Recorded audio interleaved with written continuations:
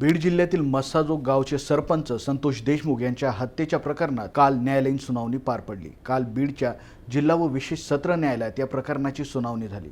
सुनावणीनंतर माध्यमांशी बोलताना मृत सरपंच देशमुख यांचे बंधू धनंजय देशमुख यांनी मोठा दावा केला आहे। पत्रकारांशी बोलताना धनंजय देशमुख म्हणाले, मला आणि माझ्या नातेवाईकांना वेगवेगळ्या नंबरवरून फोन कॉल येत आहेत। ही केस कशी थांबवता येईल यासाठी प्रयत्न केले जात आहेत। आम्ही मात्र असल्या धमक्यांना घाबरत नाहीत। आम्ही या संदर्भात पोलीस अधीक्षकांकडे रीतसर लेखी तक्रार केली आहे। आज पोलीस अधीक्षक उपलब्ध असतील तर त्यांना भेटणार आहोत आणि या प्रकरणात योग्य कारवाई व्हावी अशी आमची अपेक्षा आहे। दरम्यान आजच्या सुनावणीत काही महत्त्वाचे मुद्दे समोर आले। आरोपींच्या वकिलांना लॅपटॉपमधील अतिरिक्त पुरावे पेन ड्राईव्हद्वारे देण्यात आले। आरोपींच्या वकिलांनी पंचनाम्याचे व्हिडिओ मागितले, मात्र सरकारी पक्षाने सांगितलं की ते व्हिडिओ ई-साक्ष या शासकीय ॲपवर अपलोड आहेत, त्यामुळे प्रत्यक्ष देता येणार नाहीत। याशिवाय आरोपी क्रमांक 3 ते 7 यांनी विशेष सरकारी वकील उज्ज्वल निकम यांची नियुक्ती रद्द करण्याची मागणी केली होती, मात्र न्यायालयानं हा अर्ज फेटाळून लावला आहे। दुसरीकडे आरोपी वाल्मिक कराड यांच्यासाठी संभाजीनगर येथील ॲडव्होकेट